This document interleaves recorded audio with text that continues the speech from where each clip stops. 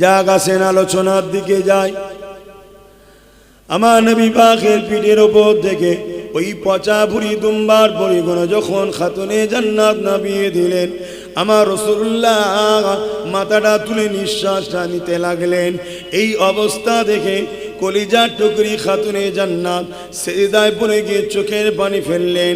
আল্লাহ দরবারে সিজদা থেকে মাথা তুলে বলতে লাগলেন, ও রব্বি আল্লাহ, আমার আব্বাকে যারা কষ্ট দেয় আল্লাহ তাদের উপরে আপনি আযাব দিয়ে ধ্বংস করে দেন। আহারে দয়া নবী, রহমতে নবী, কলিজার টুকরি শিশু তখন ছোট খাতুনে জান্নাতের মুখে হাত দিয়ে চেপে ধরলেন। মা রে, বদদুয়া করো না মা, তুমি আমার শরীরের টুকরা, শরীরের অংশ, তোমার বদদুয়া কবুল হয়ে যাবে মা। আর যদি তুমি বদদুয়া করো, যাদের জন্য আমি নবী কাঁদছি, যাদেরকে জাহান্নাম থেকে বাঁচাবার চেষ্টা করছি, আল্লাহ এদেরকে আযাব দিয়ে গজব দিয়ে ধ্বংস করে দেবে মা। মা তুমি বদদুয়া করো না। এ যুবকেরা কতটা দয়ার ময়া নবী দেখেন, যে নবী পাকের ওপর এত জুলুম করেছে, নবী আমার তাদের জন্য বদদুয়া চাইছে না। আমার নবী পাককে এইভাবে হাজারো দিক দিয়ে আবু জেহেল, উতবা, সাইবা, আবু লাহাব কষ্ট দিয়েছে। আপনারা সবাই জানেন আবু জেহেল আমার নবীকে কুয়া খুঁড়েছে, ফেলে দিয়ে চাপা দিয়ে মেরে দেবে বলে, কিন্তু আমার আল্লাহ তিনি বড় হিকমতওয়ালা, ওই কুয়াতে আবু জেহেলকে আল্লাহ ফেলে দিয়েছে, কেউ তুলতে পারছে না। যত রশি দেয় সামান্য কম পড়ে যায়, যত রশি দেয় সামান্য কম পড়ে যায়, আবার রশি জুড়ে দেয় কিন্তু সেই সামান্যই কম পড়ে যায়। তখন আবু জেহেল বুঝতে পারলো এটা মুহাম্মদ রাসূল ছাড়া আমাকে কেউ তুলতে পারবে না। আমার নবী পাককে ডাকা হলো, আমার নবী পাক এসে হাজির হলেন। আবু জেহেল বলতে লাগলো, মুহাম্মদ যদি তুমি আমাকে কুয়া থেকে তুলে দাও, আমি তোমার কলেমা পড়ে নেব। আমার নবী পাক হাতটা বাড়ালেন, আবু জেহেল হাত পেয়ে গেল, আমার নবী পাক তাকে টেনে তুলে দিলেন।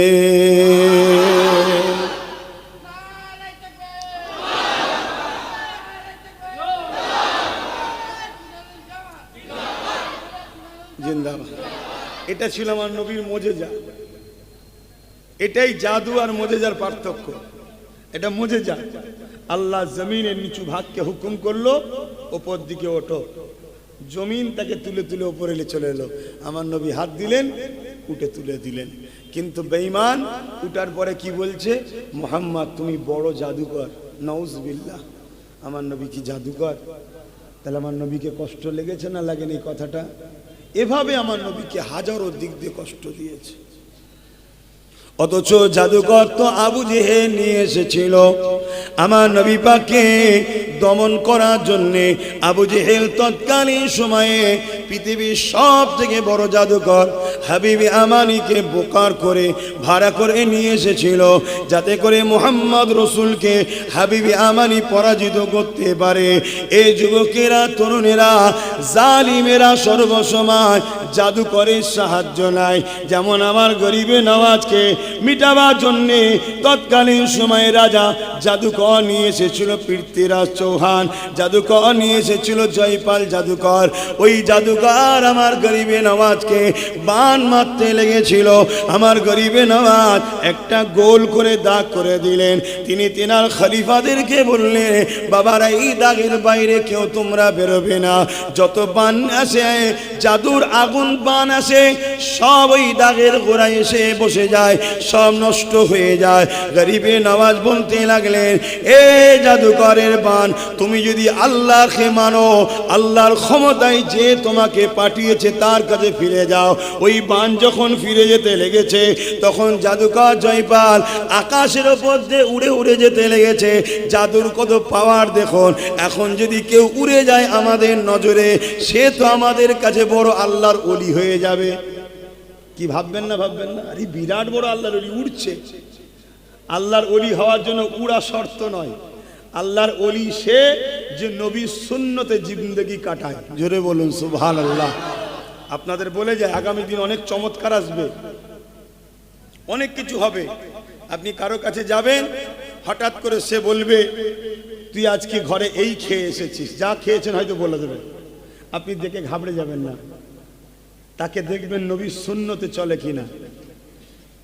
হয়তো আবার আপনাকে বলে দিতে পারে তোর ওই জায়গার জমিটা অমুকজন দখল করছে, তুই বড় পেরেশানে আসিস না। নানা রকম কথা আপনার বলে দেবে। আপনি ভাববেন কি করে বলছে তাহলে আল্লাহর ওলি? এই বলে দেওয়াটা ওলিদের শর্ত নয়। হ্যাঁ, ওলিদের কারামত আছে, কিন্তু ওলি হওয়ার শর্ত হলো নবীর সুন্নতে তাকে জীবন করতে হবে। যার দিলে নবী নেই, যে নবীকে অনুসরণ করে চলে না, সে যদি আকাশেও ওড়ে তাকে অলি বলে মারা। কথা বলেন? তাহলে আমরা অলি বলবো বা কাউকে মানবো, তাকে নবীর সুন্নতে ফেলে চেক করব সে নবীর সুন্নতের উপরে আছে কিনা। মসজিদে নামাজ হয়, ও বেটা নামাজ পড়ছে না, বলছে আমি আল্লাহর ওলি। আরে আমার নবীর থেকে বড় কেউ আছে নাকি? নবী নামাজ ছেড়েছে কোনোদিন? তাহলে এগুলো ভাবতে হবে যে ওর মধ্যে নবী আছে কিনা দেখতে হবে, নাই কিন্তু ধ্বংস যেতে হবে। আখরি জবানায় অনেক কিছু আসবে। আমার নবী বলেছেন, সুলাইমান নবী যেসব জেনগুলোকে বন্দি করে ফেলে দিয়েছিল পানিতে, আখরি জবানায় ওই জেনগুলো ছাড়া পাবে। বিরাট বিরাট সুন্দর দাড়ি, টুপি, নুরানি চেহারা, চেহারা থেকে যেন মনে হচ্ছে কি বলে গ্লেমার টপকাচ্ছে, এত সুন্দর দেখতে সেজে গুজে আসবে, তসবিহ হাতে, একদম সবসময় সুবহানাল্লাহ, আল্লাহু আকবার, আস্তাগফিরুল্লাহ। দেখলে মনে হবে ফেরেশতা নেমে এসছে। আল্লাহর নবী বলছেন, এরা আমার উম্মতকে সব কিছু দেবে, কিন্তু আমার উম্মতের ঈমানকে এরা বার করে নেবে। অতএব আমার নবী বলে গেছে, তাদেরকে তোমরা ফলো করবে, আমি নবী তাদের দিলে আছি কিনা। যদি আমি নবী তাদের দিলে না থাকি, তোমরা জানবে এরা হলো ধোঁকাবাজ, মুনাফিক, এদেরকে মানবে না। শুনছেন তো ভাই? আর আমার আল্লাহ কোরআনেও আমার নবীকে জানিয়েছে যে হাবিব, মুনাফিকের অনেক বৈশিষ্ট্য, একটা বড় বৈশিষ্ট্য হলো এটা, মুনাফিক আমি আল্লাহ আমার দিকে ছুটে ছুটে আসবে। কি বলছি বুঝতে পারছেন? মুনাফিক আল্লাহর দিকে ছুটে ছুটে যাবে, কিন্তু রিসালাত নবীর দরবারে যাবার জন্য হোঁচট খাবে, যেতে চাইবে না। আজকে দেখবেন, খারাপ নেবেন না, প্রচুর মানুষ মক্কা শরীফে যাবার জন্য পাগল হয়ে যায়, মদিনা শরীফে যেতে চায় না। আছেন না? নাই? আল্লাহর কোরআন বলছে এরা হলো সব থেকে বড় মুনাফিক, যারা আল্লাহর জন্য ছুটবে, রাসূলুল্লাহর জন্য হোঁচট খাবে, রিসালাতের দিকে তাদের গুরুত্ব থাকবে না। আমার হাবিব, যারা রিসালাতকে ধরবে তারাই মূলত আল্লাহকে পাবে। জোরে বলুন সুবহানাল্লাহ। কেন? আপনাকে আমি পাঠিয়েছি আমার প্রতিনিধিত্ব করার জন্য, আমার পক্ষ থেকে। কথা বুঝে আসছে? এই জন্য বলবো, রসুল দিলে আছে কি দেখতে হবে। মক্কা হলো ইবাদতের মারকাজ, মক্কা শরীফ ইবাদতের মারকাজ। মক্কা শরীফে এক ওয়াক্ত নামাজ পড়লে, এক রেকাত নামাজ পড়লে 1 লক্ষ রেকাত নামাজের সওয়াব হয়। জোরে বলুন সুবহানাল্লাহ। এটা হাকিকত। মক্কা হলো ইবাদতের মেন সেন্টার তাম পৃথিবীর মধ্যে, আর মদিনা হলো ঈমানের মারকাজ। জোরে বলুন সুবহানাল্লাহ। 1 রেকাত নামাজ পড়লে 1 লক্ষ রেকাত নামাজের সওয়াব হবে কার? যার ঈমান আছে, না যার ঈমান নেই। তাহলে মদিনা হলো ঈমানের মারকাজ। যার দিল মদিনার সঙ্গে জুড়ে থাকে সে কাবায় যায়। কাবা তোমায় ভালোবাসি, কিন্তু মন আমার মদিনায় আছে রে কাবা, তুই আমায় বিদায় দে, আমি একটু গোল মদিনায় যাই। জোরে বলুন সুবহানাল্লাহ। এই দিল নিয়ে যারা যায় তাদের 1 রেকাতে আল্লাহ 1 লক্ষ রেকাত নামাজের সওয়াব দেয়। জোরে বলুন সুবহানাল্লাহ। আমার নবীকে ধরে, অনেক কষ্ট করেছে আমার নবী। আহা, এমনও দিন গেছে আল্লাহ নবী জীবনে, মক্কা জালিমরা আমার নবী পাককে হত্যা করার প্ল্যান করলো গো। আমার নবী পাক মক্কা মানুষদের অত্যাচারে আল্লাহ পাকের হুকুমে এমন করে পাহাড়ে চলে গেলেন। ওখানে গিয়ে গাছের পাতা ফলমূল খেয়ে নবী আমার জীবন ধারণের মাধ্যম করলেন। এ যুবকেরা, তরুণেরা, আমার নবী পাক সাল্লাল্লাহু আলাইহি ওয়াসাল্লাম রাত্রিরে গোপনে গোপনে মানুষের কাছে দিনে দাওয়াত দিতে লাগলো। এ নওজওয়ানেরা, এই খবরটা মক্কার মুশরিকরা পেয়ে গেল যে মুহাম্মদ রাসূল রাত্রিরে গোপনে গোপনে দিচ্ছে। তাই তারা বড় প্ল্যান করলো, আমার নবী পাককে হত্যা করে দিতে হবে। তারা গোল টেবিল করলো, মিটিং ডাকলো।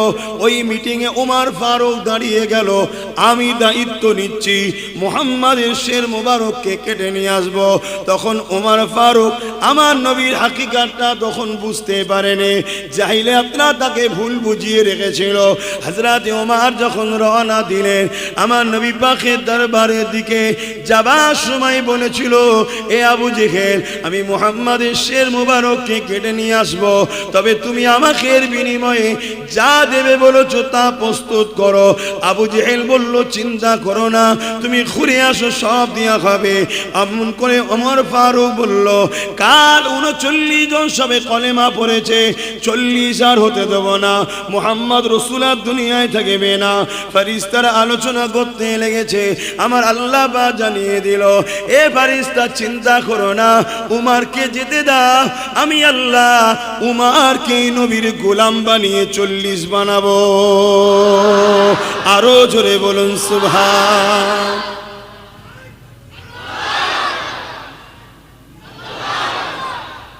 যারা ইসলামের পিছনে লেগেছে তাদের ঘরের লোককে আল্লাহ ইসলামের মধ্যে ঢুকিয়ে দিয়েছে। জোরে বলুন সুবহান। আমেরিকার বুশ কোরআন আমেরিকাতে ব্যান করে দিয়েছিল, ইসলামকে ব্যান করে দিয়েছিল। বুশের নাম শুনেছেন? আমার আল্লাহ, বুশের কোনো পুত্র সন্তান নেই, তার একটা কন্যা সন্তান ছিল। আমার আল্লাহ ওই কন্যাটাকে ইসলামের নূর তার হৃদয়ে দিল, সে কলেমা পড়ল, ইসলাম কবুল করলো, আবার হাফেজে কোরআনও কর দিল। জোরে বলুন সুবহানাল্লাহ। ওর ঘরেই কোরআন পড়ছে সব সময়।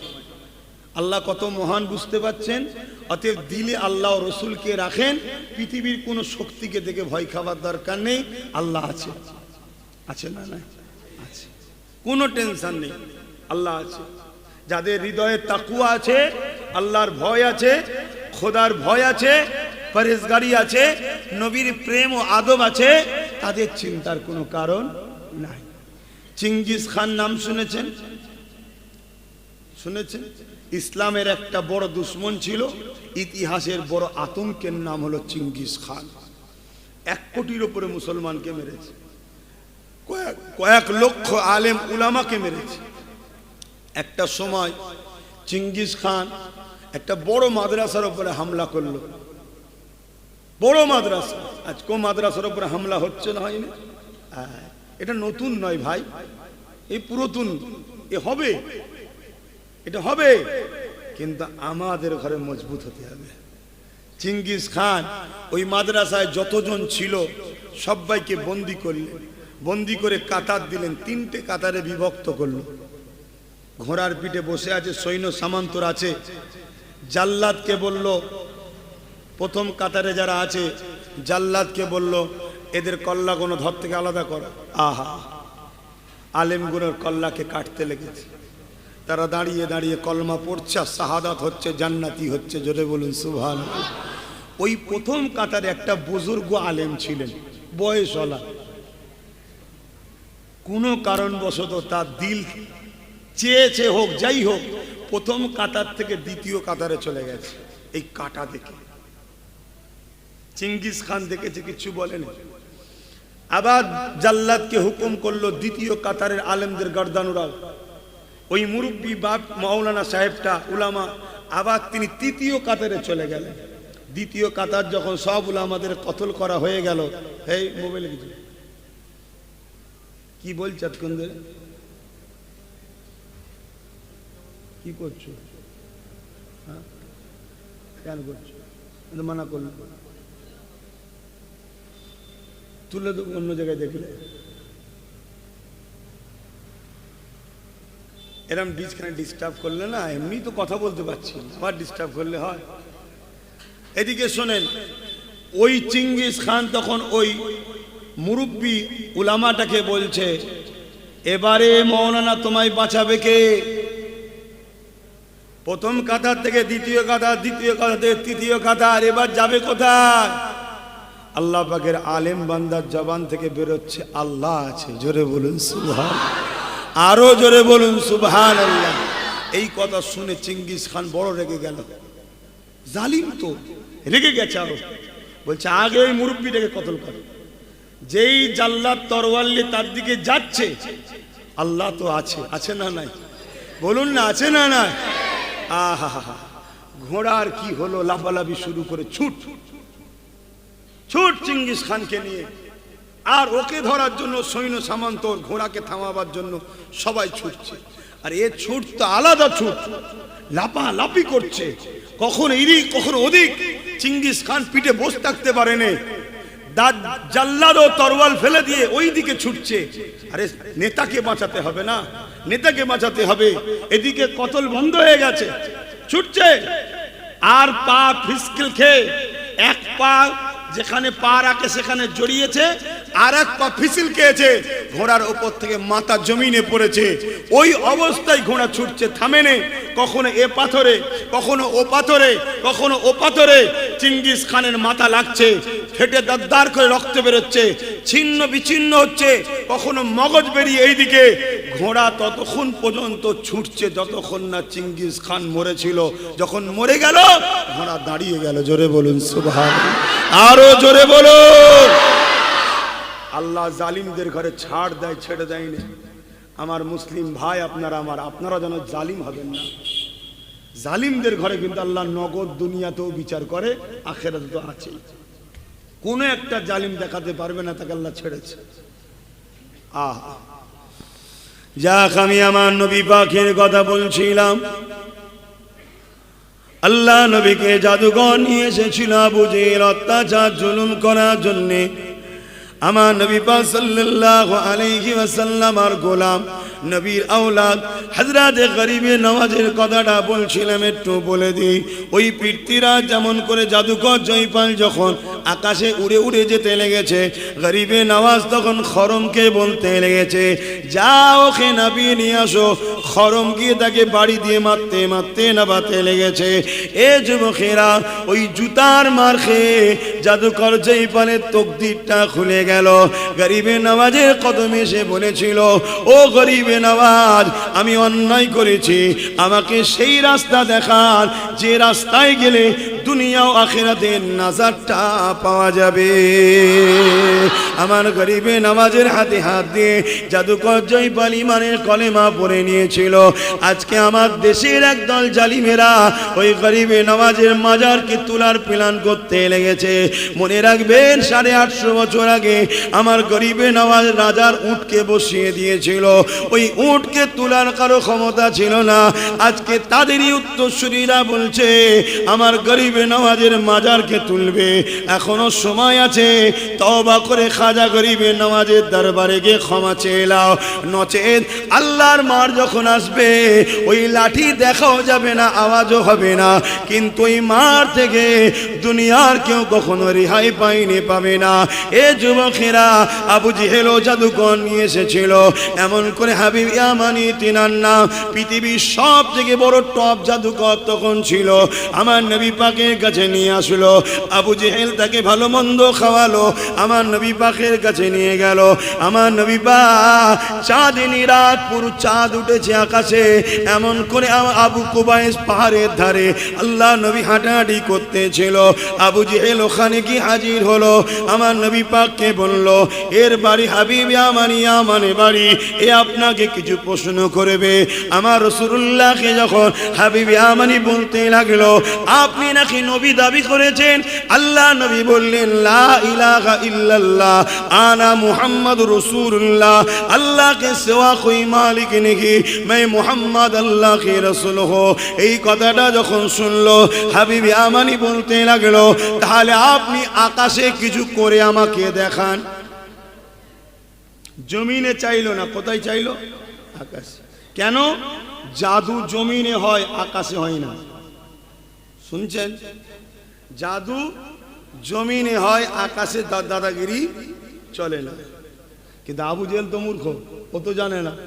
ও নিয়ে এসছে ব্যাটালিয়ান যে আজ আমি জিতবো, আর জিতবার খুশিতে অনেক লোক নিয়ে গেছে, অনেক লোক নিয়ে গেছে যাতে করে হই হাই করে মোহাম্মদ রসুলকে অপমান করে করে আসবো, খুশি হবে।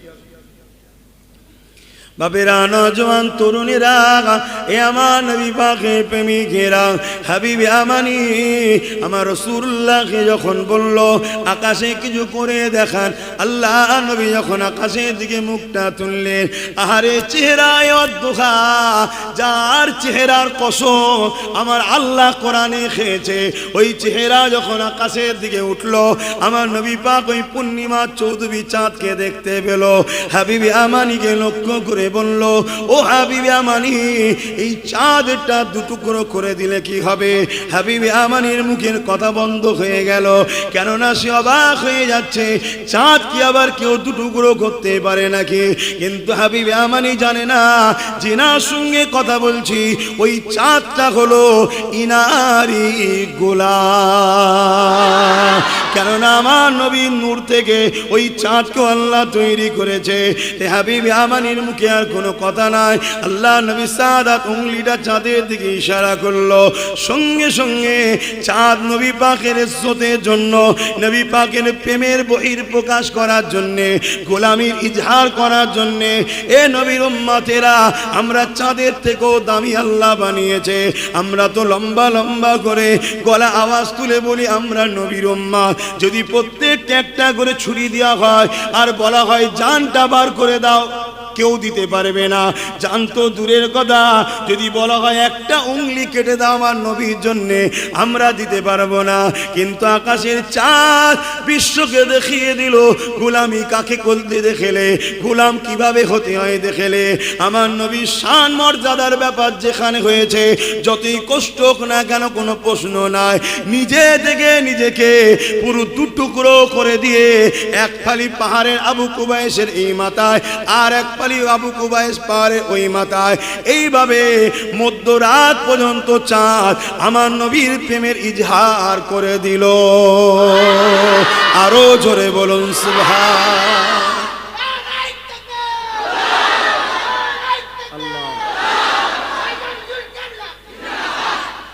তাকবীর যখন দেবে মাহফিলে, আল্লাহর দেবে, নবীর দেবে, দিন ইসলামের দেবে, আর দাদা হুজুরটা দেবে, আমার দিতে হবে না। আমি এমন কিছু বিরাট হয়ে যাইনি যে তাকবীর নিতে হবে। অন্য বাইরে যা খুশি করো বাবা, এখানে তোমাদের ভালোর জন্য বলছি। আল্লাহর দেবেন, নবীর দেবেন, দিন ইসলামের দেবেন, আর দাদা হুজুরকে তো আল্লাহ মুজাদ্দেদ করেছে না, মানতেই হবে, দিতেই হবে, কেন শান ওয়ালা করেছে। নবী আর মুজাদ্দেদদের মধ্যে পার্থক্য একটা, নবীরা নবুয়াত পেয়েছে, দাদা হুজুর নবুয়াত পায়নি। বাকি নবীদেরকে যা পদ আল্লাহ দিয়েছে মুজাদ্দেদদের ঘরে সেই সব পদ দেয়, জোরে বলুন সুবহানাল্লাহ। কিন্তু নবুয়াতের দরজা বন্ধ, তাই আমার দাদা হুজুর নবুয়াত পায়নি। কথা মাথায় ঢুকছে? মুজাদ্দেদদের শান এত, অতএব তেনাদেরও মোহাব্বত ভক্তি দিলে রাখতে হবে। তো এই দৃশ্য দেখে হাবিব ইয়ামানির চোখে পানি ছলছল করছে, অবাক হয়ে গেছে। ও কিন্তু ধরে নিয়েছে, ওর পেটে তো বিদ্যা আছে, ভুল রাস্তায় থাকলেও পেটে বিদ্যা আছে। অনেকে ভুল করে কিন্তু পেটে বিদ্যা থাকে। আর আবু জেহেল চিৎকার দিচ্ছে, দেখেছো হাবিব ইয়ামানি কত বড় জাদুকর, আকাশের চাঁদ দুটুকরো করেছে। হাবিব ইয়ামানি আবু জেহেলকে ধমক দিয়েছে, মূর্খ চুপ করো। কেন হাবিব ইয়ামানি তো জানে চাঁদে আকাশে জাদু হয় না, তাহলে জাদুকর নয়নি, ইনি বেশাক নবী। কিন্তু কলমা পড়েনি, কলমা তখনও পড়েনি। আমরা তো সহজে মুসলমান, এই মসজিদ, ওখানে মসজিদ, ওখানে মসজিদ, এখানে মাদ্রাসা, এখানে জলসা, ওখানে জলসা, এখানে আজান, ওখানে কোরআন তেলাওয়াত, সহজে পেয়েছি আমরা, তাই আমাদের গুরুত্ব নাই। কথা বুঝলেন? ইসলাম কত কষ্ট করে এসেছে জানেন? হ্যাঁ, আমার নবী পাক সাল্লাল্লাহু আলাইহি সাল্লামের এই দৃশ্য দেখে হাবিব ইয়ামানি তখনও কলমা পড়েনি। এটাকে বলা হয় মুজিজা।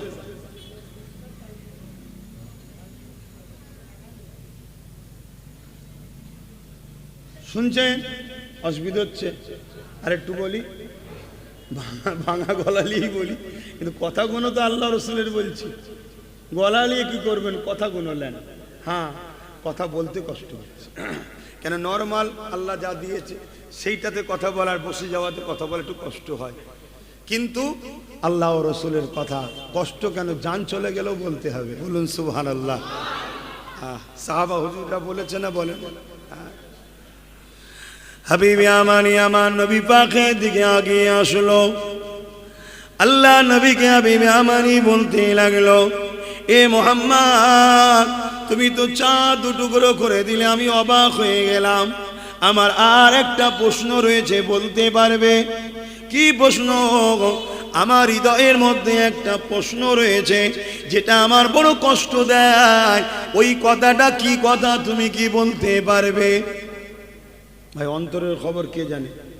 জোরে বলেন। আমার নবী জানে না? জানে না? মক্কা তৎকালীন বেঈমানরা জানে যে নবী সে হবে যে অন্তরের খবর বলতে পারে, আর আমাদের মুফতি মাওলানারা বলছে নবীর অন্তরের খবর জানে না। তাহলে এরা কি আমার নবীর পক্ষে? এদের সঙ্গে যদি আমরা মিশি, আল্লাহ নবীর শাফাত পাবো?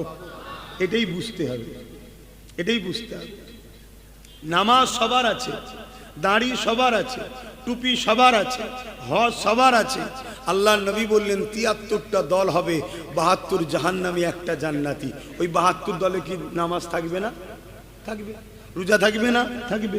হজ থাকবে না? থাকবে। দাড়ি থাকবে না? থাকবে। দান থাকবে না? থাকবে। মসজিদ বানাবে না? বানাবে। কোরআন পড়বে না? পড়বে।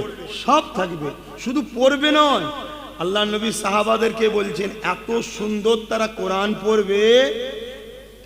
আমার সাহাবারা, তোমাদের কোরআন পড়া তাদের কোরআন পড়ার কম্পিটিশনে তোমাদের কোরআন পড়াটাকে নিচু লাগবে, তাদেরটা উঁচু মনে হবে, এত সুন্দর পড়বে।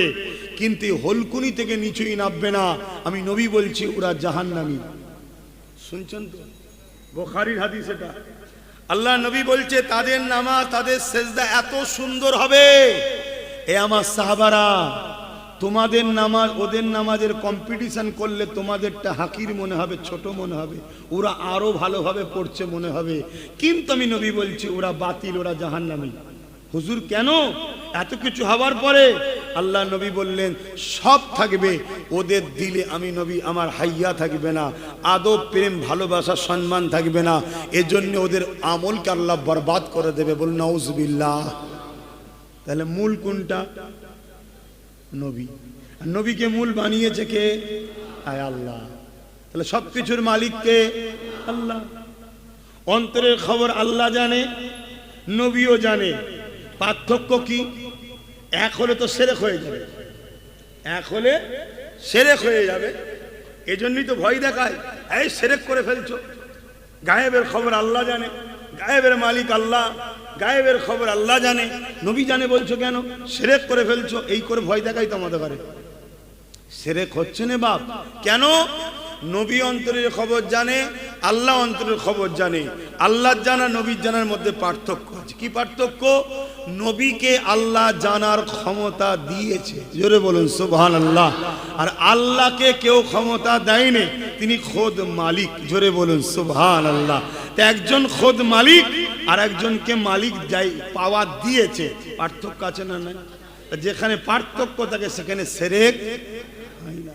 কিন্তু এদের লক্ষ্য আমার নবীকে ছোট করা, আমাদের দিল থেকে ওই পাওয়ারটাকে বার করে নেওয়া। কেন? যতদিন এই দিলে পাওয়ার আছে, জালিম হুকুমাত, জালিম সন্ত্রাসেরা কখনো মিটাতে আমাদেরকে পারেনি, আর পারবে না। বদরে আমরা কিসের জোরে জিতেছিলাম? এই পাওয়ার, সিনার পাওয়ার। ওহুদে, খাইবারে, বিভিন্ন জায়গায় কিসের জোরে? ইমানের জোরে। ওই যে চিঙ্গিস খানের সামনে বলেছিল আল্লাহ আছে, উনি কিসের জোরে? আল্লাহ ওনার সিনাতে পাওয়ার দিয়েছিল। না ওই জায়গায় কারো মুখ দ্বার বেরোবে?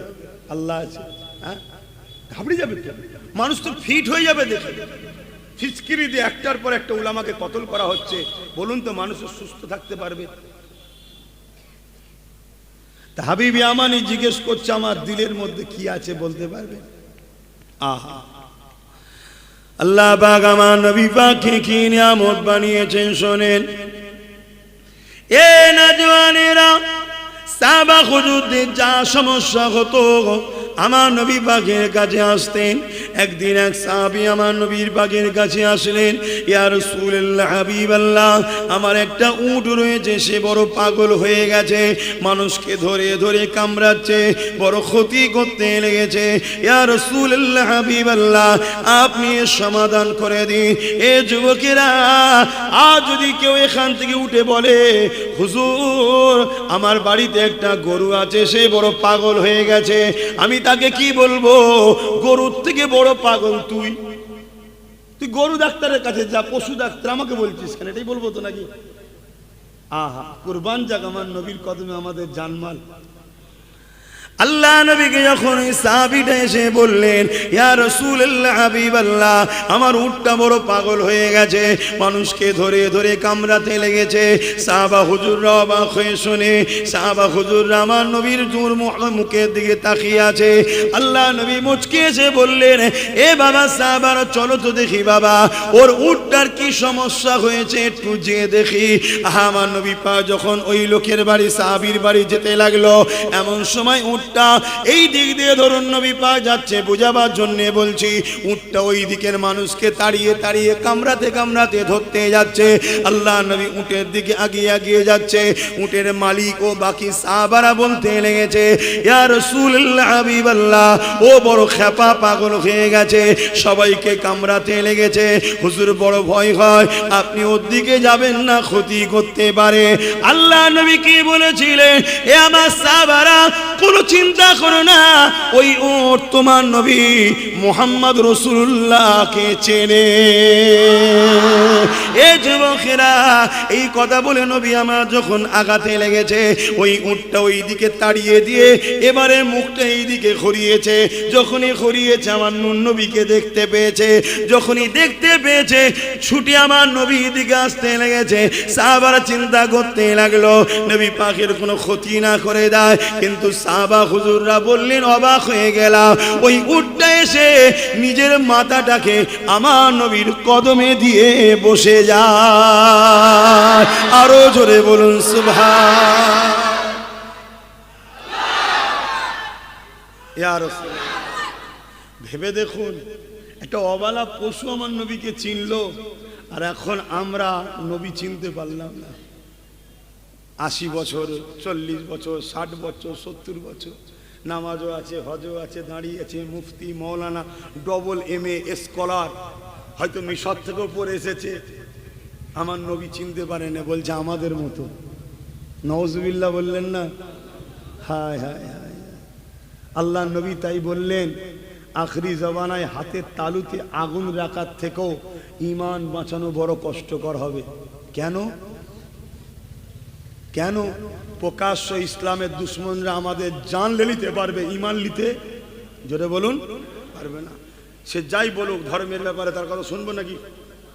কিন্তু যারা ছদ্মবেশী আলেম সুরাতে মুনাফেক ঘুরছে, এরা আমাদের কিন্তু ঈমান লুটে নেবে।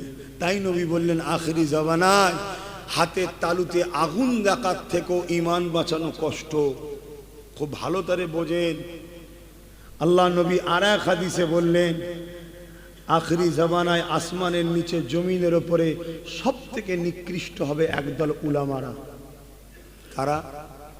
একটু বলবেন না? আমার আব্বার কথা না আমার নবীর কথা? আমার দাদার কথা না নবীর কথা? নবী সত্য বলেন না মিথ্যা বলেন? কোনো কেউ যদি একটু সন্দেহ করে এটা ঠিক হতে পারে, তার ঈমান থাকবে, সঙ্গে কাজ হয়ে যাবে। নবীর মাকামটা আল্লাহ এমন দিয়েছে। তাহলে আখরি জামানায় আসমানের নিচে জমিনের উপরে সব থেকে নিকৃষ্ট কারা হবে? একদল উলামা দাবিদার। আল্লাহ নবী তাই বললেন, উলামা দুই ধরনের, খায়রুল উলামা, শাররুল উলামা। ভালো উলামা, খারাপ উলামা। ভালো উলামা কারা, খারাপ উলামা কারা? বলবো না, থাকবে, কষ্ট নেবেন না তো? চিনা দরকার আছে না নাই? এক কথাই বলে যাচ্ছে, যারা মুখ খুলবে আল্লাহ রসুলের জন্য তারা হলো ভালো উলামা। জোরে বলুন সুবহানাল্লাহ। ওরা ডান দিকও দেখবে না, বাঁ দিকও দেখবে না, সামনে দেখবে না, পিছনে দেখবে না, কোথা বসে আছি দেখবে না, কার আন্ডারে আছি দেখবে না, খতিব কি বলবে, মসজিদ কমিটি কি বলবে, দাওয়াত পরের বারে হবে না হবে না, এসব কিছু দেখবে না। মুখ যখনই খুলবে উদ্দেশ্য থাকবে আল্লাহ রসুল। এরা হলো ভালো উলামা। আর শাররুল উলামা কারা? যারা এলেম পেয়েছে কিন্তু মুখ খুলবে তাগুতি শক্তিকে খুশি করার জন্য। তাগুতি শক্তি বোঝেন? জালিম অত্যাচারী শাসকদের টাকায় যারা চলে তারা। কথা কিছু বুঝে আসছে? এদের সম্বন্ধে নবী ১৫০০ বছর আগে বলে গেছে।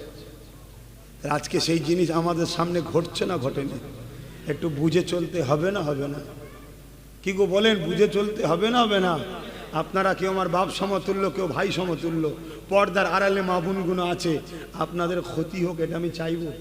তাই তো বুঝাচ্ছি। আমরা যদি দাড়ি দেখে ছুটি ঠকে যাব, টুপি দেখে ছুটি ঠকে যাব, নামাজ দেখে ছুটি ঠকে যেতে পারি। বড় স্কলার মিশর মদিনা থেকে পড়েছে, ডবল এমএ, বুখারী পড়ায়, তাফসীর পড়ায়, কোরআন ব্যাখ্যা করে তাফসীর লিখেছে। এসব দেখেও যদি ছুটি তাও ঠকার চান্স আছে। বড় জুব্বা পাগড়ি দেখে ছুটলেও ঠকার চান্স আছে। কিন্তু যারা নবীকে দিয়ে বিবেচনা করবে, নবীকে দিয়ে বিবেচনা করবে, সেখানে ঠকার কোনো চান্স নাই। জোরে বলুন সুবহানাল্লাহ। যেমন সোনাকে পরীক্ষা করতে গেলে কোষ্টি পাথর লাগে, তাই তো নাকি? অন্য পাথর দিয়ে পরীক্ষা করলে ঠকার চান্স আছে না? নাই আছে। ঠিক তেমনি উলামা হাক্কানি না মুনাফিকি, এটাকে পরীক্ষা করার জন্য নামাজ, রোজা, দাড়ি, টুপি, কোরআন তেলাওয়াত কোনো দিকটা দেখলে আপনি ঠকতেও পারেন। মোহাম্মদ রসুলকে দিয়ে পরীক্ষা করতে হবে। জোরে বলুন সুবহানাল্লাহ। বলো মৌলানা সাহেব, বিশাল তো কেরাত পড়ছো, বিরাট তো তাফসীরুল কোরআন করছো, আমার নবী হায়াতুন নবী না মরা নবী গো? আমি কি বলছি বুঝতে পারছেন না? তাকে প্রশ্ন করা দরকার, তোমার আকীদা কি? সে যদি আমার নবীকে মরা ভাবে কি বলবেন? তো আর কিছু লাভ আছে? অথচ তোমার পাড়ার একটা ছেলে জুম্মাতেও মসজিদে আসে না, হয়তো জুম্মাতেও আসে না, শুনছেন না শোনেন না, কিন্তু দিল থেকে বিশ্বাস করে আল্লাহ এক, আর মোহাম্মদ রসুল যা এনেছে বার হক সত্য, আল্লাহর প্রিয় নবী আমাদের সব থেকে দামি সম্পদ। শুনছেন? ওই ব্যক্তিটা আযাব খেটে হলো একদিন না একদিন জান্নাত যাবে। জোরে বলুন সুবহানাল্লাহ। কিন্তু ওই যে লোকটা যার তেলাওয়াত, যার এলেম, যার সেজদা, যার নামাজ, তাহাজ্জুদ কাজা হয় না, কিন্তু আমার রাসূল পাক সাল্লাল্লাহু আলাইহি ওয়াসাল্লামের সম্বন্ধে ঈদে মিলাদুন নবী করাতে অ্যালার্জি। এই শুনছেন না শোনেন?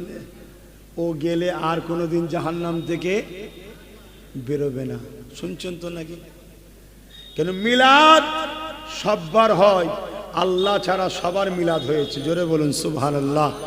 একমাত্র মিলাদ কার হয় না? আরে মিলাদ কার হয় না? আল্লাহর হয় না। মিলাদ মানে বাংলাতে জন্ম বলে, বাচ্চার জন্ম বৃত্তান্ত। শুনছেন তো নাকি?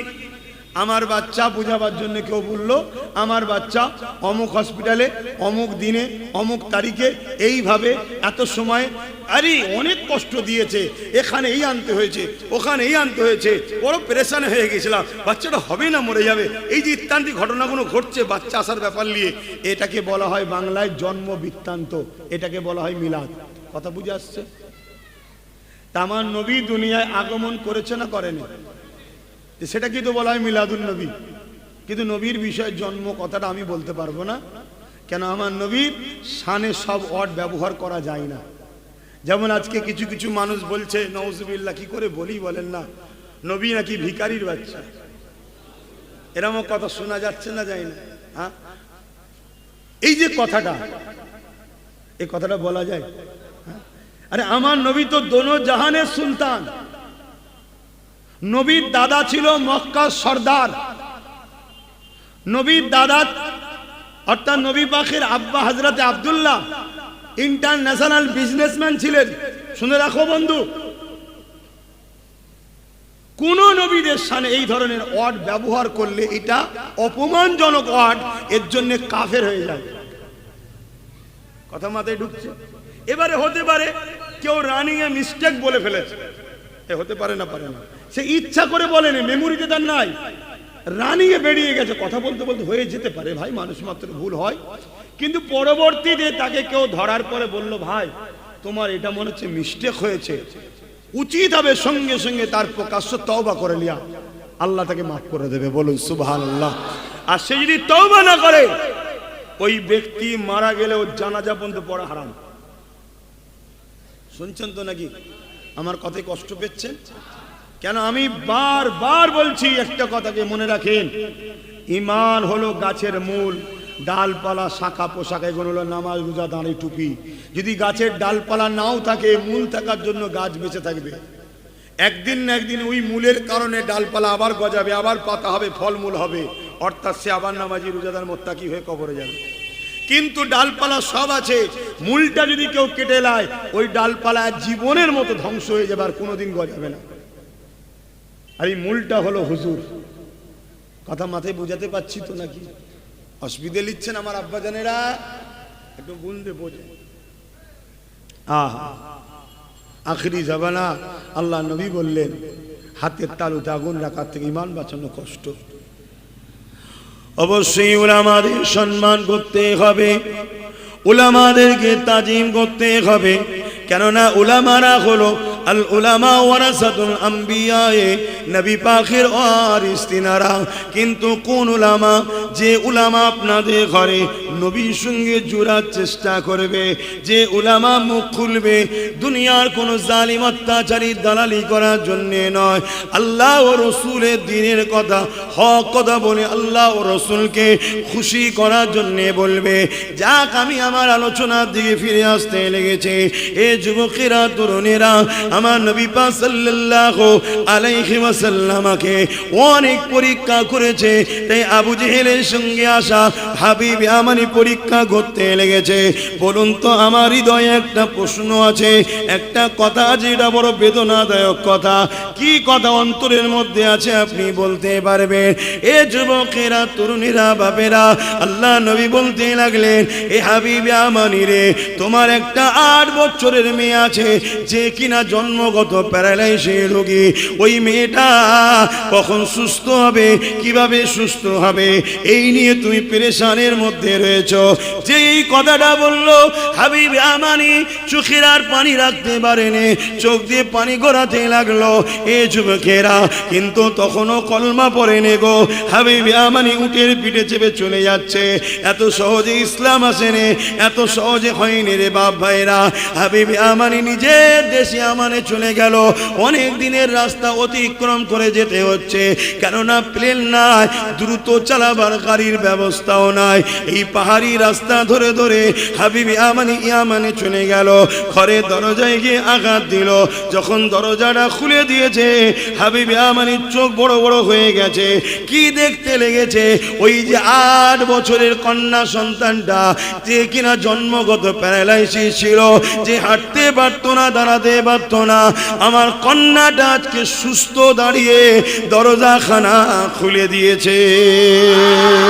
হাবিব আমানি অবাক হয়ে দেখে আর বলে, মা রে, তোমার এই অবস্থা কি করে হলো? ওই কন্যা বলতে লেগেছে, বাবা, এক রাত্রিরে খবে এক নুরানি ব্যক্তিকে দেখতে লাগলাম। সে আমাকে বলতে লাগলো, মা তুমি উঠে দাঁড়াও। আমি বলতে লাগলাম, আমি উঠতে পারি না, আমি জন্মগত প্যারালাইসিস রোগী, আমি উঠতে পারি না। ওই সময় তিনি বলতে লাগলেন, মা তুমি পারবে, তবে দিল থেকে মেনে নাও লা ইলাহা ইল্লাল্লাহু মুহাম্মাদুর রাসূলুল্লাহ। আমি পড়ে নিলাম, দিল থেকে মেনে নিলাম এবং বলতে লাগলেন, তিনি বলতে লাগলেন, বিসমিল্লাহ বলে এবারে উঠে দাঁড়াও। আমি বিসমিল্লাহ বলে যখন উঠতে লাগলাম, আমি দেখতে লাগলাম আমার শরীর সুস্থ হয়ে গেছে এবং আমি হাঁটতে চলতে পারছি। এ যুবকেরা, হাবিব আমানি বলে, মারে তিনার কিছু হুলিয়া বলতে পারবে? খবের মধ্যে তো দেখেছো, তিনার কিছু নকশা সকল কি তোমার মনে আছে? ওই সময় কন্যা বলে, বাবা তিনাকে ভোলার মতো নয়, এত সুন্দর তিনাকে দেখতে। তিনি যখন মুচকে হেসেছিলেন, 2 ঠোঁটের মাঝখান দিয়ে একটা নূরের আলো বেরিয়ে গিয়েছিল।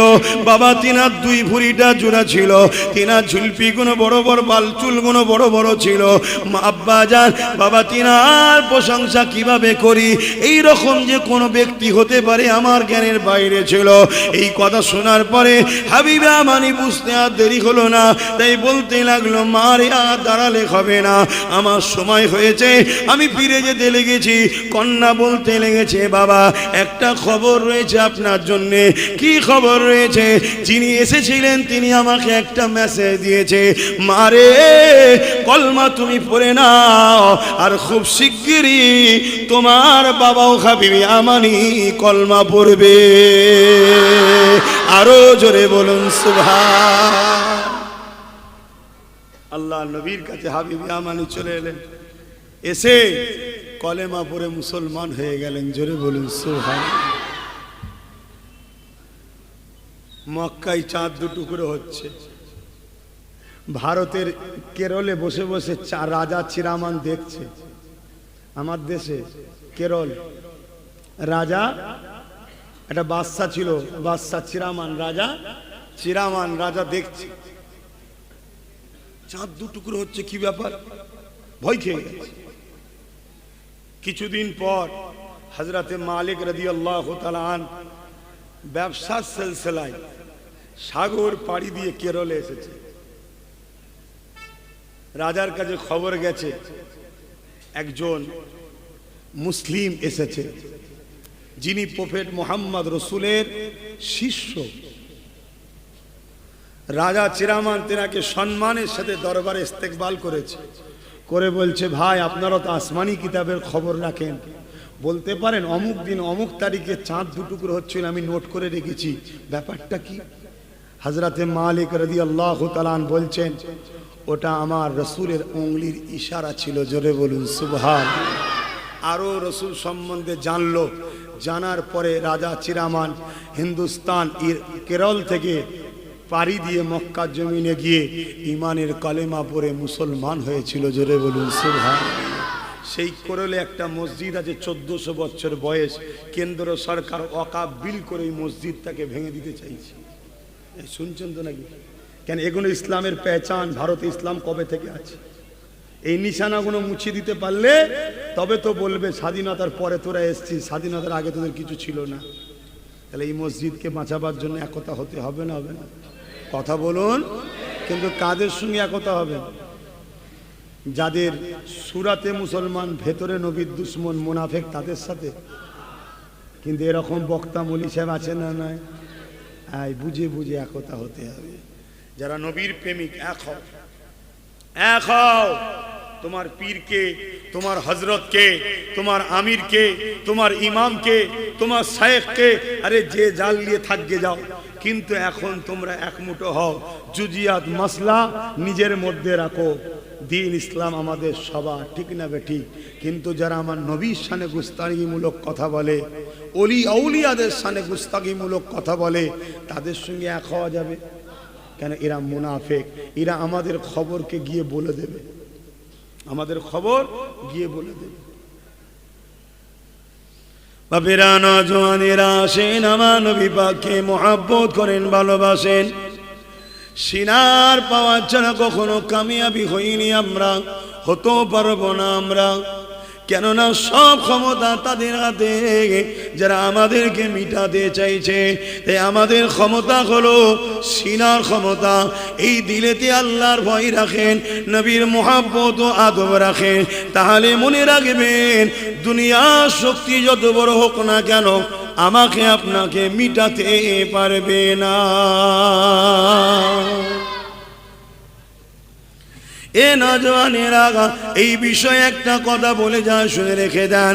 হযরতে আবু বকর সিদ্দিক রাদিয়াল্লাহু তাআলা যখন খলিফাতুল মুসলিমিন হলেন, আল্লাহ নবী দুনিয়া থেকে রওনা দিলেন, আখিরের রাতে রাস্তায় রওনা দিলেন। হযরতে আমিরুল মুমিনিন আবু বকর সিদ্দিক খলিফা হলো।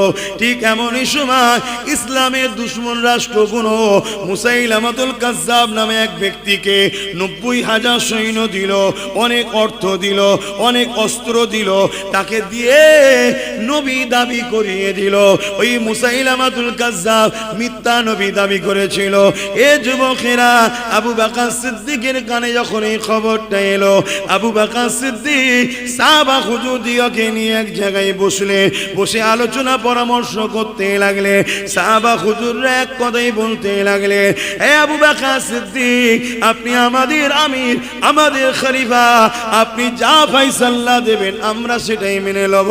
হযরতে আবু বকর সিদ্দিক বলেছিলেন, আমার দুটো কথা। এক কথা হলো, আমি মুসাইলামাতুল কাজ্জাবকে গিয়ে বুঝাবো আল্লাহর কোরআন যেখানে বলেছে ওয়ালাখির রাসূলুল্লাহ ওয়া খাতামান নবী, সেখানে কেন তুমি কোরআনের বিরুদ্ধে, আল্লাহর পাঠানো কিতাবের বিরুদ্ধে মিথ্যা নবী দাবি করছো? যদি সে বুঝে যায় তাহলে আমি আবু বকরের কথা নাই ফিরে আসব। যদি সে পরিবর্তন না হয়ে মিথ্যার উপরে যদি জোর দেখায়, আমি আবু বকর কেমন নবীকে ভালোবাসি আমি চুপ থাকতে পারবো না। নবীর খাতমে নবুয়াতের ইজ্জতের জন্য আমি আবু বকর মুসাইলামাতুল কাজ্জাবের বিরুদ্ধে যুদ্ধ ঘোষণা দেব।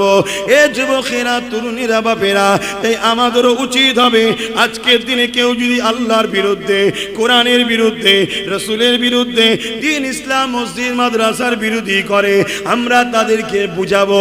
যদি না বুঝতে চায়, সে যত বড় সুপার পাওয়ার হোক না কেন, বুকে তাজা খুন যদি ঢালতে হয় তাও ভালো, তার বিরুদ্ধে আমাদেরকে যুদ্ধ করতে হবে। তবেই তুমি পরকালে নবীর শাফাত পাবে, তবেই তোমার মধ্যে ঈমান থাকবে। এখানে আরো একটা মসলা জানিয়ে দিয়ে যায়। হযরত ইমাম মালিককে জিজ্ঞাসা করা হয়েছিল, ও হযরত ইমামে মালিক, কেউ যদি আমার নবীর বিরোধী করে কি করা দরকার? হযরত ইমাম মালিক বললেন, সঙ্গে সঙ্গে প্রতিশোধ নাও। যদি প্রতিশোধ না নিতে পারে, ইমাম মালিক বলছেন তার বেঁচে থাকার কোনো অধিকার নাই। আর একটা কথা বলে যায়, কোন মজলিসে আপনি বসে বসে ওয়াজ শুনছেন আর বক্তা আপনার নবীর শানে গুস্তাখি করছে, বা কোনো জায়গায় আপনি বসে আছেন, কেউ নবীর শানে আপনার সামনে গুস্তাখি করছে, আপনি যদি প্রতিবাদ না করে তাহলে আপনার মধ্যে ঈমান থাকবে না, বেঈমান হয়ে যাবে। এই প্রতিবাদ তিন ধরনের হয়। ক্ষমতা থাকলে হাত দিয়ে প্রতিবাদ করো, যদি হাতে ক্ষমতা না থাকে তাকে মুখ দিয়ে প্রতিবাদ করো, যদি মুখেও ক্ষমতা না থাকে জনমের মতো ওই মানুষটাকে ঘৃণা করে তার থেকে দূরে সরে যান। এই তিনটের মধ্যে কোনোটা যদি না থাকে তোমার মধ্যে, তাহলে ঈমান নাই। এ যুবকেরা, আসেন আলোচনার দিকে আবার যায়। হযরতে আবু বকর সিদ্দিক মুসাইলামাতুল কাজ্জাবের কাছে যাচ্ছে। মুসাইলামাতুল কাজ্জাব 90,000 সৈন্য দিয়ে নিজেকে ঘিরে রেখেছে, সবার হাতে অস্ত্র রয়েছে, অনেক মানি দিয়েছে ইসলামের দুশমন রাষ্ট্রগণ।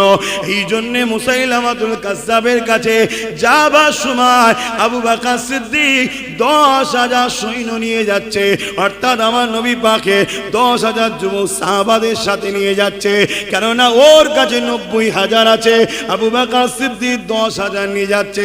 সংখ্যাটা আবু বকর সিদ্দিকের বেশি না মুসাইলামাতুল কাজ্জাবের বেশি? বলুন, অনেক বেশি। কোথাও 10,000, কোথাও 90,000। হযরতে আবু বকর সিদ্দিক মুসাইলামাতুল কাজ্জাবের কাছে পৌঁছে গেল। মুসাইলামাতুল কাজ্জাবকে বুঝাতে লাগলো, এ মুসাইলামাতুল কাজ্জাব, কেন তুমি ফিতনা করো? কেন তুমি সমাজের মধ্যে বিভ্রান্তি ছড়াও?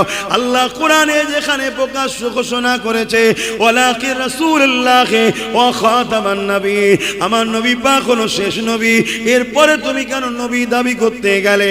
তুমি এই কথা থেকে উইড্র করে লাও, ফিরে আসো। মুসাইলামাতুল কাজ্জাব আবু বকর সিদ্দিক বুঝাতে লেগেছে, কিন্তু আবু বকর সিদ্দিকের কথা মুসাইলামাতুল কাজ্জাব কান দিচ্ছে না। ওর ব্রেনে অন্য কথা চলছে। কি কথা চলছে? মুসাইলামাতুল কাজ্জাব দেখতে লেগেছে আবু বকর সিদ্দিকের দিকে 10,000, আমার দিকে 90,000। এই সুযোগে ওকে ছাড়লে হবে না। শুনছেন তো নাকি? আবু বকর সিদ্দিকের দিকে 10,000 আর আমার দিকে 90,000। আমি মুসাইলামাতুল কাজ্জাবের ক্ষমতা বেশি, আমার পিছনে পৃথিবীর বড় বড় ইসলামের দুশমন রাষ্ট্রগুলো সাথ দিয়েছে। অতএব এই সুযোগে আবু বকর ও তার সাথীদের ঘরে খালাস করে দিতে হবে। যেমন আজকে আমার দেশেও কেউ কেউ ভাবছে ক্ষমতা আমাদের হাতে। সারা রাস্তা ভালো আসছে, মসজিদের সামনে এসে নাচছে। বুঝতেন না, বোঝেন না? আজকে আমার দেশের কেউ কেউ ভাবছে ক্ষমতা আমার হাতে, মিলিটারি আমার হাতে, পুলিশ আমাদের হাতে, ওয়াকফ বিল করে সব লেলাও। শুনছেন না? শুনেন। কিন্তু তিনাদের তো ভাবা দরকার, ইতিহাস তো জানা দরকার, ইতিহাস তো পড়া দরকার। আরে জালিমের সাথে সৃষ্টিকর্তা থাকে না, জালিমের সাথে আল্লাহ থাকে না, মজলুমের সঙ্গে আল্লাহ থাকে। জোরে বলুন সুবহানাল্লাহ। মজলুম যতই দুর্বল হোক, কামিয়াবি মজলুমেরই হয়। জোরে বলুন সুবহানাল্লাহ। তাহলে আমাদের দিকে আল্লাহ আছে না নাই? ঘাবড়ে যাচ্ছেন তাহলে? না, ঘাবড়াবার কিছু নেই। ওদের হাতে সব, ওদের হাতে সব, ওদের হাতে সব। হ্যাঁ, আমার গাড়িটা এসে পৌঁছালো, একটু খোঁজ লাও। কেন আমি তো সেই কোথায় এক সরু রাস্তা বন্যারে বলছিল, বুঝে গেল মনে বসছিল, বুঝে গেল। আচ্ছা, প্রয়োজনে যেতে পারে, সে গাড়ি ঢুকবে না বললো, তাই তো মোটর সাইকেলে চেপে চেপে এলাম এই যেতে। তো গাড়ি তো বললো ঘুরিয়ে ঘাড়ে আসবে, সে পৌঁছেছ নাকি? আচ্ছা, এসে গেছেন, আমারও যাওয়ার সময় গেছে। অসুবিধা হচ্ছে আপনাদের? মুসাইলামাতুল কাযযাব বুঝছে না, সিদ্দিক আকবর বুঝাচ্ছে। তা আমরাও বুঝাচ্ছি, আমরাও বুঝাচ্ছি। এমন ভুল পদক্ষেপ নেবেন না, ক্ষমতা 7 জীবনের মতো মিটে যাবে। আমরা বুঝাবো না? বুঝাবো না? হ্যাঁ বুঝাবো। যেমন কেন্দ্র সরকার ওয়াকফ বিলের নামে, ওয়াকফ সংশোধনী বিলের নামে ইসলামের সম্পদকে হরণ করতে চাইছে। মসজিদ, মাদ্রাসা, ওয়াকফের জায়গা, খানকা, ঈদগাহ জায়গাকে দখল করতে চাইছে। বুঝানো দরকার আছে না নাই? বুঝাচ্ছি আমরা, বিভিন্ন জায়গায় জনসভা করে বুঝাচ্ছি, পরিবর্তন হও, বিলকে প্রত্যাখ্যান করো। একটু হলেও পিছিয়েছে, পুরো পিছিয়ে যাও, নতুন করে এতে বিভ্রান্তি আর করতে যেও না। কেন বিষয়টা এমন, আমার ধর্মের বিষয়, তোমার ওই সিটকে সম্মান করি, তোমার পদকে সম্মান করি দেশের নাগরিক হিসাবে, কিন্তু তা বলে এটা নয় যে আমার ইসলামের বিরুদ্ধে লাগবে তোমাকে সম্মান জানাবো না। না না, ইসলাম সবার আগে। জোরে বলুন সুবহানাল্লাহ। ঠিক না বেঠিক? এবং আমার দেশের সংবিধান আমাকে রাইট দিয়েছে, তুমি সংবিধানের প্রধানের পদে বসে সংবিধান বিরোধী কাজ করবে, ওটাকে মেনে নেওয়া যাবে না। যেমন ওনাকেও বলছি, তেমন রাজ্যকেও বলছি, বলা দরকার আছে না? না, আপনারা জানেন কি জানি না, রাজ্য কোরআনকে মাদ্রাসা থেকে পড়া তুলে দিয়েছে, জানেন আপনারা? দেখেন কয়েকজন বলছে জানি। শুনে রাখো, ভুল আব্বাস সিদ্দিকীকে বুঝুনি। মাকে ভালোবাসতে হবে, বাপকে ভালোবাসতে হবে, স্ত্রীকে ভালোবাসতে হবে, সন্তানকে ভালোবাসতে হবে। ব্যবসা বাণিজ্য সবার সঙ্গে করা যায়, অমুসলিম হলেও করা যায়। কিন্তু যেদিন তোমার বাপ মা, স্ত্রী, সন্তান, স্বামী যেই হোক কোরআনের বিরুদ্ধে যাবে, আল্লাহর বিরুদ্ধে যাবে, নবীর বিরুদ্ধে যাবে, সেদিন থেকে তার সাথে আর সম্পর্ক রাখা। জোরে বলো। কেন এ জায়গায় চুপ থাকলে ঈমান চলে যাবে। তাহলে কেন্দ্র সরকার যেমন মসজিদ, মাদ্রাসাকে মিটাতে চাইছে, ওর বিরুদ্ধে চুপ থাকলেও ঈমান যাবে। ঠিক তেমনি রাজ্য সরকার কোরআনকে মাদ্রাসা থেকে তুলে দিয়েছে, এখানেও চুপ থাকলে ঈমান যাবে না থাকবে? একটু জোরে বলেন। তাই কেন্দ্রকেও বলছি ভুল শুধরে নাও, রাজ্যকেও বলছি আমার কোরআন যেখানে ছিল সেখানে থাকবে, মাথা মারতে যেওনি। ঠিক না বেঠিক? যদি রাজ্য তার ভুল বুঝে কোরআন কোরআনের জায়গায় থাকে, পাকামু করা বন্ধ করে দেয়, আব্বাস সিদ্দিকীর বলার আর কিছু থাকবে? আপনাদের বলার কিছু থাকবে? দুনিয়াদারি চলতে গেলে যার যাকে ভালো লাগলে থাকবে, যা। ক্লিয়ার কথা? ঠিক বললাম না ভুল বললাম? কিন্তু তুমি ক্ষমতার জোরে, আমরাই ক্ষমতা দিচ্ছি, আমি না দিয়ে আমাদের লোকেরাই তো দিয়েছে রে বাবা, আমরাই ক্ষমতা দেবো। আর তুমি দিঘাতে মন্দির বানাবে 250 কোটি টাকা খরচ করে, আর আমার মাদ্রাসায় আমাদের টাকা দিয়ে চলবে, এখান থেকে কোরআন তুলছো কেন? তাহলে তুমি কোরআনকে মিটাতে নেমেছো। পৃথিবীর জুড়ে সমস্ত শাসকরাই যুগে যুগে এই ষড়যন্ত্র করে এসেছে, ইসলামকে মিটাও, কোরআনকে মিটাও, মাদ্রাসাকে মিটাও। আজকে সেই কাজ শুরু হয়েছে, রাজ্য সেন্টার প্রকাশ্য করছে, আর আমাদের সব মোল্লা মৌলী সাহেব আছে, ভয় দেখাচ্ছে, ওর হাত থেকে বাঁচতে গেলে এর কোলে উঠতে হবে।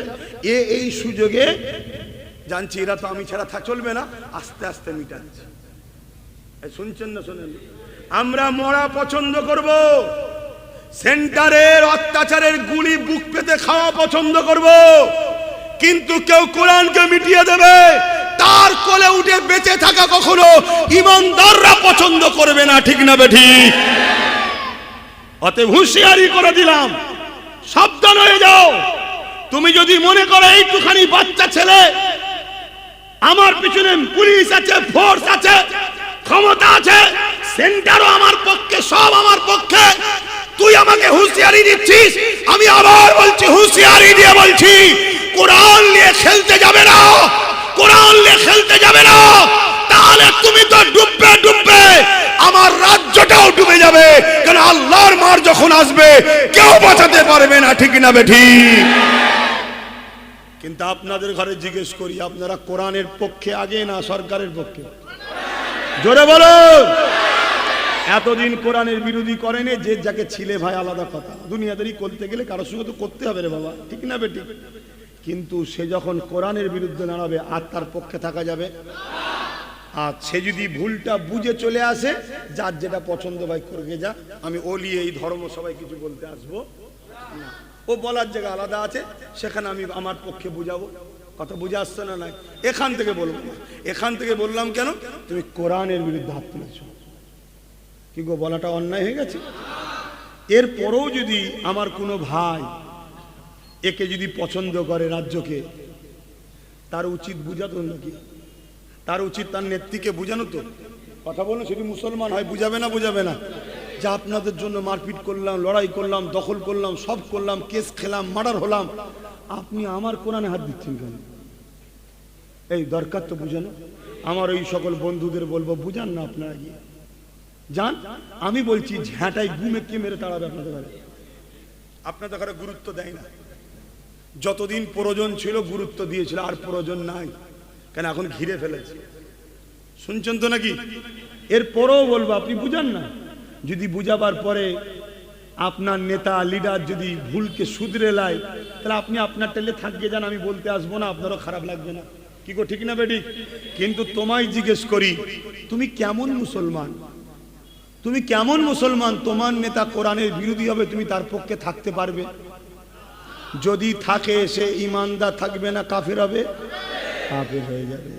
অতএব আগামী দিন কেউ যদি এর পক্ষে, এই অন্যায়ের কাজের পক্ষে যদি সাপোর্টও করে, আপনাদের ইমান বাঁচাবার স্বার্থে বলে যাচ্ছি, তার জানাজা পড়বেন না।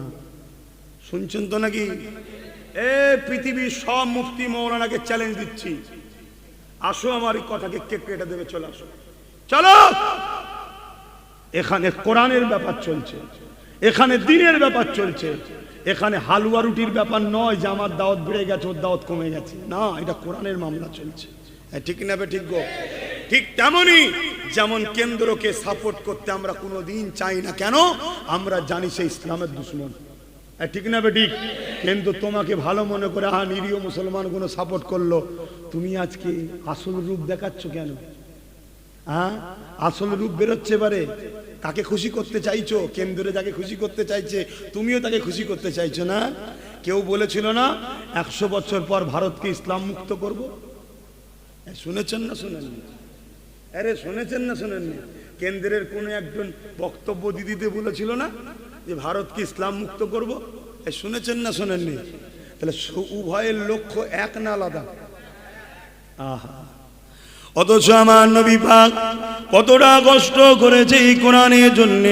আমার নবী যখন তায়েফের জমিনে কোরআন প্রচার করতে গেছে, আল্লাহর বাণী যখন প্রচার করতে গেছে, তায়েফের মানুষেরা আমার নবী পাককে কত মেরেছে। আল্লাহ নবী রক্তাক্ত হয়ে তায়েফের জমিনে অজ্ঞান ও চৈতন্য হয়ে পড়ে গেছে। তায়েফের মানুষেরা আমার নবী পাকের এসে নাকে হাত দিয়ে দেখছে মুহাম্মদ বেঁচে আছে না মরে গেছে। আমার নবী পাককে তারা মরা মনে করে করে তার উপরে আবার 2-4 লাঠি মেরে দিয়ে তারা চলে গেছে।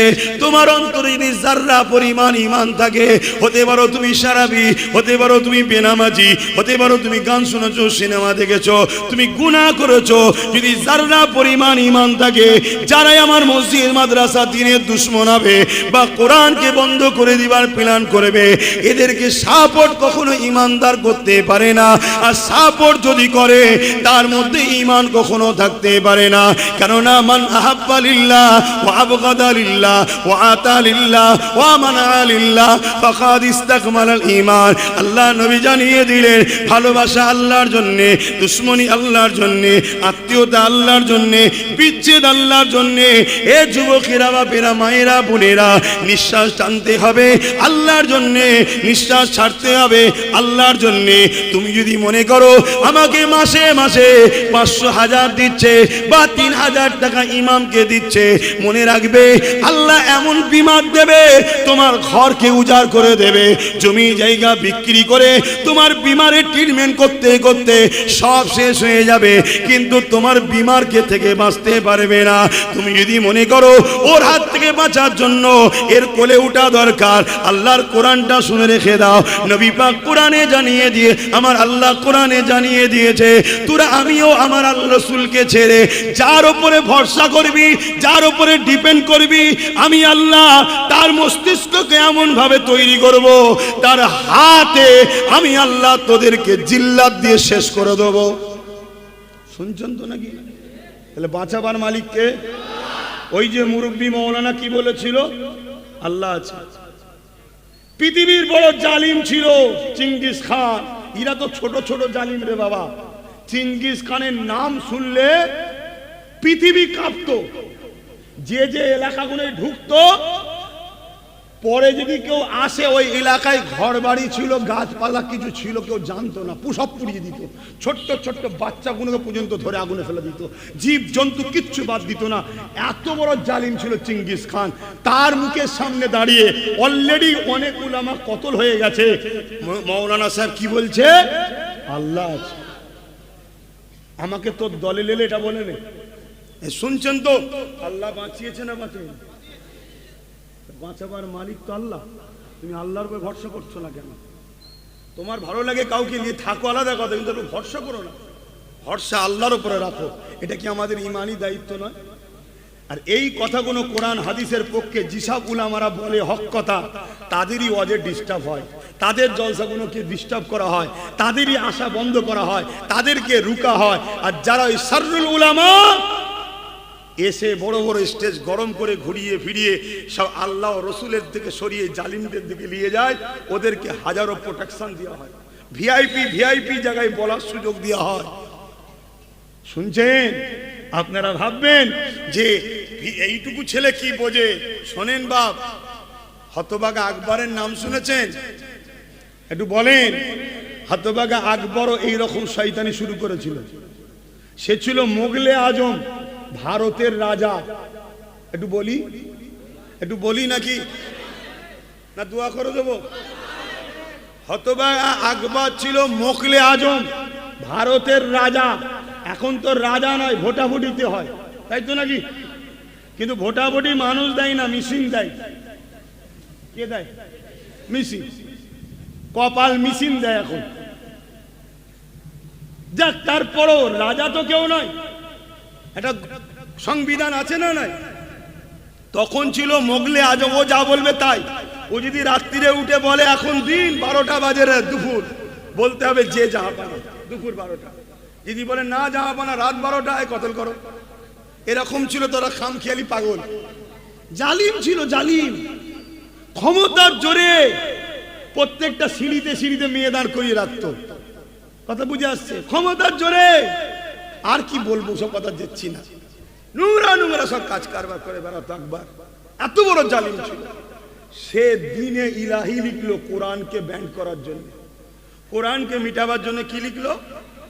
দ্বীনে ইলাহি। আচ্ছা বলুন তো, আকবর দ্বীনে ইলাহি লিখতে পারবে? তাহলে কারা লিখেছিল বলবেন তো? আলেমরা। আলেমরা। তা আলেমরা এমনি এমনি লিখবে? আকবর প্রচুর টাকা দিয়ে ভালো ভালো স্কলার ব্রেনকে কিনেছে মৌলানা দরবারে, আয় আয় বহুত টাকা দিয়েছে। আর তারা টাকার জন্য ওই সাররুল উলামা বিক্রি হয়ে গেল। তাদের দ্বারা লিখা শুরু হলো। কি লিখলো? কিতাবটার নাম দ্বীনে ইলাহি। কোরআনের বিরুদ্ধে অনেক বড় কথা। মুজাদ্দিদ আল পেসানি হুজুর বিরোধী শুরু করলো।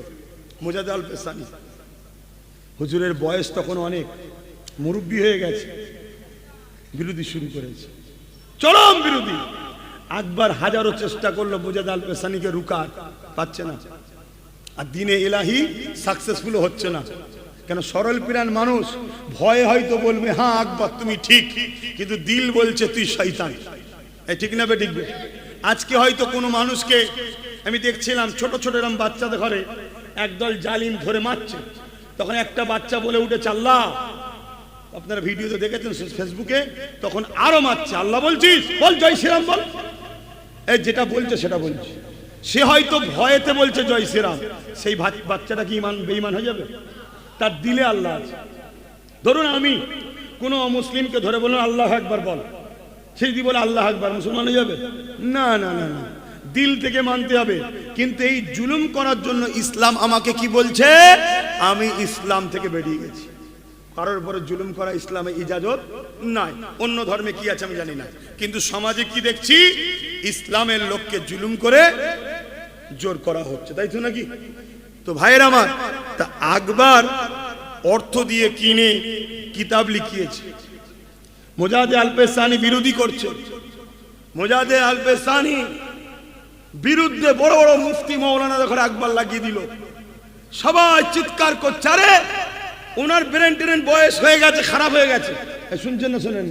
যেমন অনেক আজকে বলে ফচকে কি জানে আব্বাস সিদ্দিকী, বলে না? বলে না? এটা শুনতে হবে, ভাব এসব কিছু করার নেই, যুগে যুগে হয়ে এসছে। তা মুজাদ্দিদ আল পেসানির বিরুদ্ধে বড় বড় মুফতি মৌলানাকে লিখিয়ে দিল। তারা টাকা খেয়ে মসজিদে দাঁড়িয়ে, মেম্বারে দাঁড়িয়ে, স্টেজে দাঁড়িয়ে সব জায়গায় মুজাদ্দিদ আল পেসানির বিরুদ্ধে বলছে। কিন্তু হকের হাকিমকে আল্লাহ মুজাদ্দিদ আল পেসানিকে দমাতে পারছে না। তাই আকবর কি করলো? মুজাদ্দিদ আল পেসানিকে বিরাট এক ময়দানে ডাক দিল, লড়াইয়ের জন্য ডাক, চলে আসো চলে আসো। মুজাদ্দিদ আল পেসানি অ্যাকসেপ্ট করলেন। হুজুর আমার রওনা দিলেন, বাবারা কে কোথায় আছো চলো, আল্লাহর পরীক্ষায় কামিয়াবি হতে হবে। আল্লাহ পরীক্ষা লিয়া শুরু করেছে। আল্লাহ চাইলে আকবরকে মেরে দিতে পারে, কিন্তু আল্লাহ আমাদের পরীক্ষা নিচ্ছে, আমরা কি করি দেখি। চলো, শাহাদতের সুযোগ এসেছে। যদি আকবরের অস্ত্রে আমরা দুর্গন্ধিত হয়ে যাই, হাসতে হাসতে আল্লাহর জান্নাতে চলে যাব। জোরে বলুন সুবহানাল্লাহ। মুজাদ্দিদ আল পেসানি ময়দানে গেলেন, আকবরও ময়দানে এলো। আকবরের দিকে মিলিটারি, আকবরের দিকে ফোর্স, আকবরের দিকে সৈন্য সামন্তর হাজারো লাখো, তার দিকে মুজাদ্দিদ আল পেসানি গিয়ে দেখছে আমার দিকে মাত্র গুটি কতক আলেম ওলামা। শুনছেন? সব আকবরের ভয় পালিয়েছে। হয়তো ওদের দিলে আছে, কিন্তু ভয়ে পালিয়েছে। শুনছেন না? শোনেন না? আর মুজাদ্দিদ আল পেসানি দেখলো আমার দিকে অল্প। মুজাদ্দিদ আল পেসানি হাত তুলেছে। কার কাছে? আল্লাহর কাছে হাত তুলে বলছে, আল্লাহ আপনি তো বলেছেন যার কেউ নেই আমি আছি, যার কেউ নেই আমি আছি।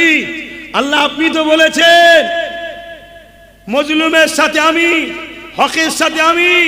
আল্লাহ আপনি যখন আমার সাথে আছেন, আল্লাহ আপনি সাহায্য করেন। জোরে বলুন সুবহানাল্লাহ। কামিয়াবিটা দেন আল্লাহ, কামিয়াবি দেন। আল্লাহর পক্ষে থেকে দোয়া কবুল হয়ে গেল। তুফান আসা শুরু হলো, বিশাল তুফান এসে মুজাদ্দিদ আল পেসানি এবং তার পক্ষে যারা ছিল তাদের ওপর দিয়ে তুফান গিয়ে সামনে আকবর ও তার বাহিনী যারা ছিল, আলেম উলামা, মুফতি মৌলানা, ওই সাররুল দুনিয়াদার বক্তা, সব আল্লাহ মেরে জাহান্নামে পাঠিয়ে দিল। মুজাদ্দিদ আল পেসানিকে কামিয়াবি দিল। জোরে বলুন সুবহানাল্লাহ, আরো জোরে বলুন সুবহানাল্লাহ। আপনারা ঘাবড়ে যাচ্ছেন? হ্যাঁ, হকের পক্ষে থাকে। সাহাবা হুজুররা সব সময় দোয়া চাইতেন, আল্লাহ আমি যেন শহীদ হই, আমি যেন শহীদ হই। তো যাক ভাই, এই অবস্থায় অল্প কিছু কথা বললাম। আমার কথাতে ভাষাতে ব্যবহারে কেউ কষ্ট পেলেন? ওয়াকাফ ধ্বংস হয়ে যাবে, মসজিদ মাদ্রাসা ধ্বংস হয়ে যাবে, প্রতিবাদের দরকার আছে না নাই? তা আপনাদের এই এলাকায় কোনো জায়গায় যদি প্রতিবাদ সবার ডাক দিই, আমি আব্বাস সিদ্দিকী, আমার ভাইয়ের আব্বারা খবর পেলে একটু পাশে দাঁড়ানো যাবে তো নাকি? হাত তুলে বলুন, যাওয়া যাবে তো নাকি? আলহামদুলিল্লাহ। একবার না 100 বার, যতবার ডাকবো কোরআন দিনের জন্য পাশে পাবো তো নাকি? যদি আমি কলিকাতায় ডাক দিই, হাত তুলে বলুন, পাক্কা কথা তো নাকি? আলহামদুলিল্লাহ। আমি সব জায়গায় ঘুরে ঘুরে ঘুরে ঘুরে প্রোগ্রাম করে করে দেখছি, কেন্দ্রে একটু হলেও পিছিয়েছে। যদি পিছিয়ে যায় ভালো, না হয় কলিকাতার রাজপথে 20-30 লক্ষ লোকের একটা টার্গেট রেখেছি। হবে না ইনশাল্লাহ? বলুন না ইনশাল্লাহ। ওই 20-30 লক্ষর মধ্যে আপনাদেরও যেন পাওয়া যায়। কি গো, যাবেন না? সব জায়গায় যাচ্ছেন, মেয়ের বাড়ি, ছেলের বাড়ি, কুটুম বাড়ি, সবার জন্য যাচ্ছেন, ডাক্তারখানা, চিকিৎসা, বন্ধুকে দেখতে। আল্লাহর দিনের জন্য যাবেন না? কি গো, যাবেন না? ফ্রি বিরিয়ানি 200 টাকা লিবার জন্য কাফের নেতা, বেঈমান নেতা, ঘুষখোর নেতা, চোর নেতার মুখের দিকে তাকিয়ে বসে যেতে চাইছেন, আল্লাহর দিনের জন্য যাবেন না? বলুন ইনশাআল্লাহ। আমার আব্বার আমার কথাই কষ্ট পেচ্ছেন। আমি একটু কড়া কড়া কথা বলে ফেলি। কেন বলি জানেন? আল্লাহ ও রসুলের জন্য বলি। কথা বুঝছেন তো নাকি? মনে কষ্ট পেচ্ছেন না তো আব্বা জানগুলো? কিন্তু কথা কার জন্য বলছি? আল্লাহ ও রসুলের জন্য। যাক, আমার উলামা এসেছে। ও আমার ইমাম সাহেব ভাই, মাশাআল্লাহ, আসেন। বহুত দিন পর দেখা। আহা, আল্লাহু আকবার বলেন। হ্যাঁ, আমরা সবাই আপন, দূরে কেন থাকবো? আমরা সবাই আমার আল্লাহ ও রসুলের জন্য এক হয়ে যাই। বলুন আমিন। এক হতে হবে বাপ, এক হতে হবে। আসুন, আমি সংক্ষেপ করছি। ভাই এসেছে, আলোচনা করবে। তার আগে একটু সালাম হুজুরকে। ইয়া নবী সালাম।